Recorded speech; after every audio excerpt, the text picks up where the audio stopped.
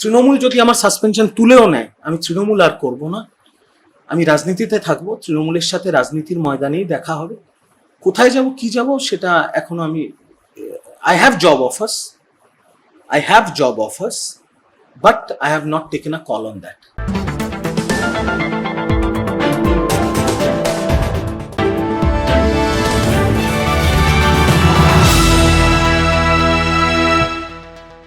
কয়লাকাণ্ড, গরু পাচার, নিয়োগ দুর্নীতি, হেন কোনো দুর্নীতি মামলা নেই যা তৃণমূলের বিরুদ্ধে হয়নি। অনুপ মাঝি, বিনয় বিকাশ মিশ্র, অনুব্রত মণ্ডল থেকে শুরু করে পার্থ চট্টোপাধ্যায়ের মতো হেভিওয়েট নেতার নামও জড়িত বিভিন্ন মামলায়। নিচু স্তরের নেতারা এত দুর্নীতি করছে আর তা জানতে পারেনি মমতা অভিষেক, তা তো আর হয় না। অর্থাৎ শীর্ষ নেতৃত্ব মদত দিয়েছিল দুর্নীতি করার। এই নিয়ে কি বললেন তৃণমূলের প্রাক্তন জাতীয় মুখপাত্র রিজু দত্ত, শুনে নিন। রিজু, কোল স্ক্যামে অভিষেক ব্যানার্জির নাম একাধিকবার উঠে এসছে। বিভিন্ন কারণে ইডি যখন ডেকেছে তখন উনি সবসময় গেছেন, আনসার করেছেন। আমার কথা আপনাকে, যে এই যে কোল স্ক্যাম, এটা অ্যাকচুয়ালি কিভাবে হতো? What is the process? কিভাবে কোল স্ক্যাম, মানে কোল স্ক্যাম বলুন বা গরু পাচার বলুন, আমি রাদার গরু পাচার নিয়ে কথাটা বলতে চাইবো। কুরবানি নিয়ে যাওয়া হচ্ছে, এখন গরু পাচার কিভাবে হতো? এগুলো যদি ম্যাডাম আমি পুঙ্খানুপুঙ্খ জানতাম তাহলে আপনি আমার ইন্টারভিউ নিতেন না, আমি প্রেসিডেন্সি জেলে থাকতাম। এগুলো আমি পুরোপুরি জানি না, বাট এটা বাস্তব যে গরু বাংলার থেকে বাংলাদেশে যায়, কিন্তু সেখানে যেমন যারা গরু পাচারের সাথে যুক্ত তারা যতটা দায়ী, you have to understand there can be porous borders along Bengal, but BSF is always there. তাহলে what were those BSF jawans were doing when গরু তো একটা আরশোলাঙ্গে উড়ে উড়ে চলে গেছে বাংলাদেশে, একটা গরু পেরিয়ে যাচ্ছে, সেটা কারো নজরে পড়ছে না। এটার উপরে তো প্রশ্ন ওঠে, যেমন কয়লা, প্রচুর গরু, হাজার হাজার গরু, সেটা কেউ দেখছে না। তার মানে কি বাংলা আর বাংলাদেশের বর্ডারটা পুরো ফাঁকা মাঠ? এটার উপরে তো প্রশ্ন উঠবে, বিকজ কাঁটা তার নাই থাকতে পারে, but BSF is posted there, right? Number one. Number two, আপনি কয়লার কথা বললেন, all the coal mines, colliery is guarded by CISF. CISF falls under the purview of home ministry. তাহলে সেই খনির থেকে যদি কয়লা চুরি হয়, তাহলে সিআইএসএফ এর লোকেরাও কম্প্রোমাইজড। যারা চুরি করছে তাদের যদি শাস্তি হয়, তাদের যদি জেল হয়, তার সাথে যারা জড়িত তাদের যদি শাস্তি হয়, তাহলে যারা চুরি করতে মদত দিচ্ছে বা চুরি যখন হচ্ছে তখন উল্টো দিকে ঘুরে তাকিয়ে আছে, তাদেরও তো শাস্তি হওয়া উচিত। গরু পাচারে অনুব্রত মণ্ডল তো গ্রেপ্তার হয়েছিলেন, তারপর ছাড়াও পেয়েছেন। আপনার কি মনে হয় যে অনুব্রত মণ্ডলের কি রোল ছিল গরু পাচারে? অনুব্রত মণ্ডলই বলতে পারে। উনি কোলে করে গরু পাচার করেছেন না কাঁধে করে বাছুর নিয়ে গেছেন বাংলাদেশে, আমি জানি না। ওনার নাম গরু পাচারের সাথে জড়িত ছিল, ওনাকে অ্যারেস্ট করেছিল ইডি বা সিবিআই, কেউ একটা অ্যারেস্ট করেছিল, তারপর আবার কিছুদিন বেলে উনি ছাড়াও পেয়ে গেছে। এবার উনি কিভাবে পাচার করতেন এটা তো উনিই বলতে পারবেন ম্যাডাম, আমি পাচার করলে তো আজকে ইন্টারভিউ দিতাম। কয়লা চুরি চক্রান্তে অভিষেক ব্যানার্জির স্ত্রী রুজিরার কথাও কিন্তু উঠে এসছে, উনি কি যুক্ত ছিলেন এর মধ্যে? ওনার নাম এসছে, ওনাকে সামান করা হয়েছে, উনি গেছেন, উনি ওনার বক্তব্য রেখেছেন। যদি ওনার বিরুদ্ধে এভিডেন্স থাকতো আশা করি সেই দিনই অ্যারেস্ট করতো, অ্যারেস্ট তো করেন। অভিষেক বন্দ্যোপাধ্যায়ের নাম উঠেছে, উনি বারংবার গেছেন, উনি বেরিয়ে মিডিয়ার সামনে ওই অফিসের বাইরে বলেছেন আমার নামে প্রমাণ করতে পারলে আমার অ্যারেস্ট করার দরকার নেই, আমি ফাঁসি বরণ করে নেব। উনি তো নিজে বলেছেন, যদি প্রমাণ থাকতো তাহলে নিশ্চয়ই অ্যারেস্ট করতো। বিদেশের টাকা পাঠাতে অভিষেক ব্যানার্জিকে সাহায্য করত দেবরাজ, এটা সত্যি না মিথ্যে? গরু বা কয়লা চুরির টাকা বিদেশে গেছে, অভিষেক ব্যানার্জিকে সে ব্যাপারে সাহায্য করেছে দেবরাজ। কে বলছে? Arjun Singh. My god, this is very big information, very sensitive information. Arjun Singh মিডিয়াকে না বলে ইডি আর সিবিআই কে গিয়ে বলুক, মিডিয়াকে বলছে কেন? আমি তো অর্জুন সিংকে বলবো যে আপনার অবিলম্বে গাড়ি বার করে ভবানী ভবনে গিয়ে ইডি আর সিবিআই কে আপনার কাছে যা যা তথ্য আছে সেটা জমা দিক, যাতে যাদের নামে আপনি অ্যালিগেশন দিচ্ছেন তাদের বিরুদ্ধে কঠোর থেকে কঠোর ব্যবস্থা হোক। আজকে আমি যদি আপনাকে বলি যে XYZ কয়লা আর গরুর চুরির টাকা বিদেশে পাঠিয়েছে, আপনি কি তাকে অ্যারেস্ট করতে পারবেন? পারবেন না। আমার কাছে যদি প্রমাণ থাকে আমি তো কি ইডি সিবিআই কে দেবো? আমি তো তাই অর্জুন বাবুকেও তাই বলবো, আপনি অবিলম্বে ইডি সিবিআই কে দিন এই তথ্যগুলো, যাতে ইডি সিবিআই অ্যাকশন নিতে পারে। very important information, very sensitive information if true. Teacher স্ক্যামের যে বিশাল অঙ্কের টাকা লোপাট হয়েছে, সেই টাকা এখন কার কাছে কোথায় রাখা আছে? ইডির অফিসাররা জানে, সিবিআই এর অফিসাররা জানে, আর বাকি পার্থ চ্যাটার্জি জানে, অর্পিতা ম্যাডাম জানে, যারা অ্যারেস্ট হয়েছে তারা জানে, যাদের বাড়ির থেকে 50 কোটি টাকা বেরিয়েছে তারা জানে, আর যারা অ্যারেস্ট করেছে আর যারা ইনভেস্টিগেট করছে তারা জানে। আমি আপনি কি করে জানবো?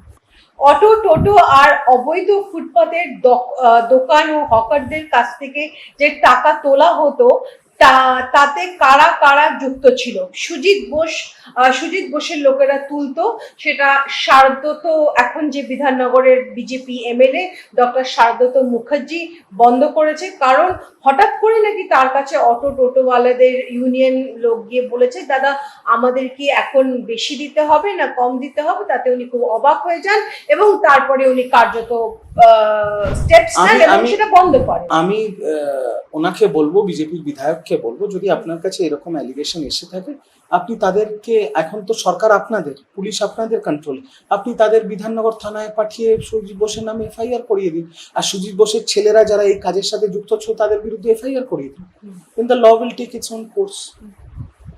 সিম্পল। রিজু, এই অটো টোটো থেকে টাকা তোলা তো শুধু বিধাননগরে হতো না, অন্য এলাকাতেও হতো। তাহলে যখন সুজিত বোস শুধু গ্রেফতার কেন হলো? অন্য এমএলএ বাকিগুলো হোক গ্রেফতার। যারা অটো টোটো ইউনিয়ন থেকে টাকা তুলেছে, অটো টোটোর ইউনিয়নে যারা টাকা দিয়েছে তাদেরকে এফআইআর করতে হবে। আর একটা জিনিস মনে রাখবেন, as per the Indian law and Indian penal code, যেটা এখন ভারত ন্যায় সংহিতা হয়ে গেছে, a person who receives a bribe is a criminal, person who gives the bribe is also a criminal.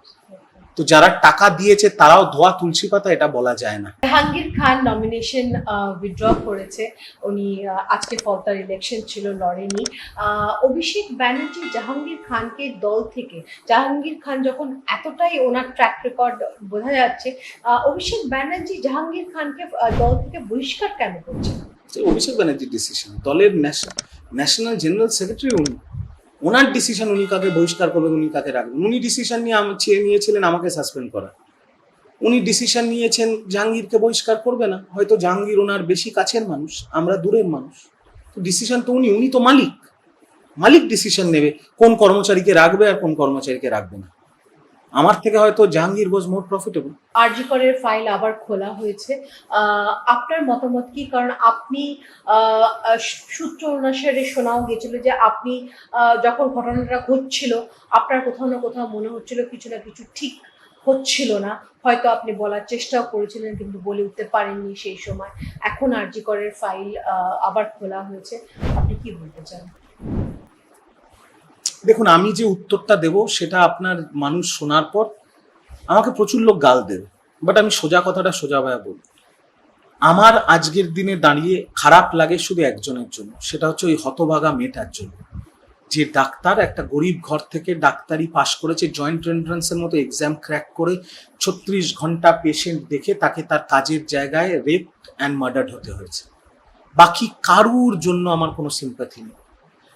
আজকে তার মা বিধায়ক হয়েছে, আজকে তার মা কিন্তু বিধায়ক, তার মেয়ের সাথে এরকম ঘটনা ঘটেছে বলেই তো তিনি টিকিট পেয়েছেন এবং তিনি বিধায়ক হয়েছেন। আরজিকর কেসের ফাইল খুলেছে, তার যে সহপাঠী সহকর্মীরা, বাকি ডাক্তারগুলো যারা দ্রোহ করেছে, এই করেছে ওই করেছে, মোমবাতি মিছিল এই সেই, তারা তো কিউআর কোডে অভয়ার নামে 4.5 কোটি টাকা তুলেছে, প্রুভেন ফ্যাক্ট। সেই সময় অভয়াকে ইউজ করে কত ইউটিউবার কত কন্টেন্ট বানিয়েছে, কত ইউটিউব থেকে টাকা কামিয়েছে। বড় বড় স্টেট মিডিয়া, ন্যাশনাল মিডিয়া তাদের টিআরপি বাড়িয়ে তাদের কর্মীদের অ্যাপ্রিসিয়েশন দিয়েছে। কলকাতার সেলিব্রিটিরা অভয়ার নাম করে বি ওয়ান্ট জাস্টিসের মিছিলে হেঁটে নিজেদের সিনেমার প্রমোশন করেছে। Models and B grade actresses we want জাস্টিসের মিছিলে হেঁটে শাড়ির বিজ্ঞাপন করেছে। Everybody has used Abhaya for their personal gain. কিন্তু আজকের দিনেও দাঁড়িয়ে ওই বাচ্চা মেয়েটার এখনো জাস্টিস হয়নি। কিন্তু কলকাতা পুলিশের অফিসারদের যদি সাসপেন্ড করা হয়, যারা 24 ঘন্টার মধ্যে সঞ্জয় রায়কে অ্যারেস্ট করেছিল, তাহলে 52 দিন সিবিআই তদন্ত করে যে সঞ্জয় রায়কেই একমাত্র দোষী সাব্যস্ত করেছে, তাহলে সেই সিবিআই এর অফিসারদের কেন সাসপেন্ড করা হচ্ছে না, এই প্রশ্নটা আমার থাকবে। The law should be equal for all. Riju, দুর্নীতির এগেনস্টে সোচ্চার হওয়ার জন্য হয়তো আজকে আপনি সাসপেন্ডেড। আমি দুর্নীতির অভিযোগে সোচ্চার হওয়ার জন্য আমাকে সাসপেন্ড করেনি। যখন 4 তারিখ পরিবর্তন হয়েছিল বাংলায়, তখন যে সিপিএম এর গুন্ডা লুম্পেন হারমাদ গুলো 2011 সালে সবুজ আবির মেখে তৃণমূল হয়েছিল, তারাই 4 মে বিকেল 4টের পরে গেরুয়া আবির মেখে বিজেপি হয়েছে। এই স্বঘোষিত তৎকাল বিজেপিরাই তাণ্ডব চালাচ্ছিল। আমার মা আমার বউকে ফোন করে অশ্রাব্য ভাষায় কথা বলছিল, তখন আমি ডেথ থ্রেটস, রেপ থ্রেটস দিচ্ছিল, তখন আমি আমার শীর্ষ নেতৃত্বকে পাগলের মতো ফোন করি, আমার লিডারদের। Nobody picked up my call, nobody even had the courtesy to reply my message. কিন্তু এত বছর ধরে একটা দলের জাতীয় মুখপাত্র হওয়ার সুবাদে I had some connections in Delhi and Bengal. দিল্লির very senior BJP leadership and Bengal very senior BJP leadership, they picked up my call and they protected my family and my livelihood. So I made a video যে ওনারা যে সৌজন্য আমাকে দেখিয়েছেন তার জন্য আমি তাদের ধন্যবাদ জানিয়েছিলাম। সেই জন্য পার্টি আমায় সাসপেন্ড করে যে তুমি কেন বিজেপিকে ধন্যবাদ জানিয়েছো। আমি আজকের দিনও মনে করি আমি ভুল করিনি। আমার ফার্স্ট ডিউটি আমার পরিবারকে রক্ষা করা, আর যারা আমার পরিবারকে রক্ষা করেছে তাদের প্রতি আমি চিরকৃতজ্ঞ। সেটা বিজেপি হলে বিজেপির প্রতি আমি চিরকৃতজ্ঞ। আর এটা বলার জন্য যদি আমাকে তৃণমূল কংগ্রেস সাসপেন্ড করে, এরকম 100 বার সাসপেন্ড হতে আমি রাজি আছি। আগামীকালে আমরা রিজু দত্তকে কিরকম ভাবে দেখতে পাবো? কোনো দলীয় দল জয়েন করছে সেভাবে দেখতে পারবো, না অন্য কোনো ফরম্যাটে দেখতে পারবো? কি রূপরেখায় আপাতত ম্যাডাম রিজু দত্ত বাংলার ভূমিপুত্র, একটা সাধারণ বাংলার নাগরিক।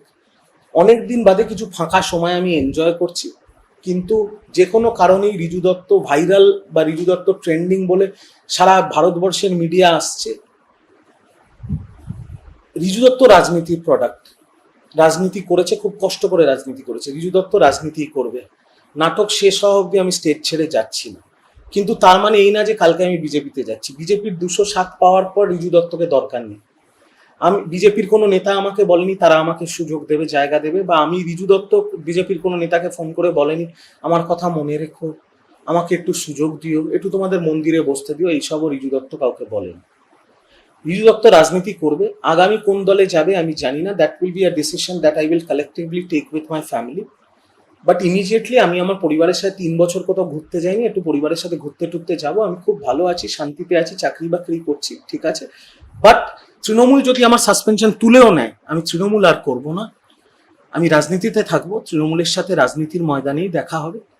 কোথায় যাব কি যাব সেটা এখনো আমি, I have job offers, but I have not taken a call on that.